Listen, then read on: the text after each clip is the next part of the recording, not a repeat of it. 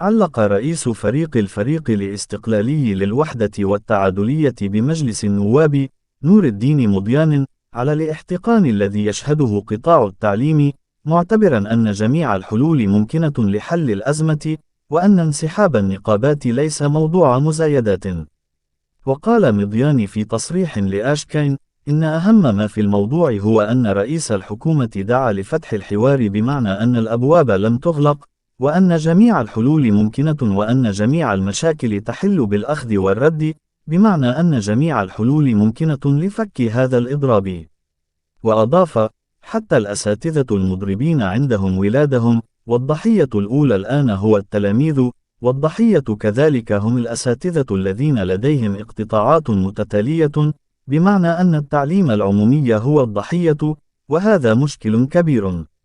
وأشار المسؤول الحزبي إلى أن رئيس الحكومة في لقاء الأغلبية الأسبوع الماضي وجه رسالة مباشرة إلى جميع الفعاليات النقابية بأن باب الحوار مفتوح من أجل البحث عن جميع الحلول الممكنة وحل هذا المشكل. وبخصوص إن كان قرار الجامعة الحرة للتعليم المنضوية تحت لواء الاتحاد العام للشغالين بالمغرب، الذراع النقابي لحزب الاستقلال، بالعودة إلى الأقسام صائبا، قال مضيان: أهم شيء هو أن دور النقابات هو الوساطة، ويجب أن تكون قوية، وكي تكون قوية يجب أن تكون مؤثرة وموضوعية.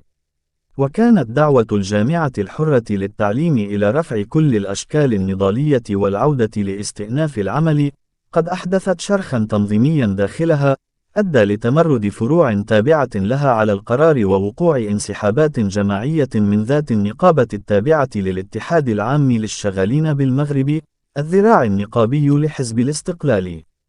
يذكر أن أغلبية نساء ورجال التعليم يخوضون إضرابا للأسبوع الخامس على التوالي من أجل المطالبة بإسقاط النظام الأساسي لموظفي قطاع التربية، واصفين إياه بنظام مآسي، لكونه بحسبهم تراجعي وضرب مكتسباتهم، وجاء بعدة مقتضيات مجحفة.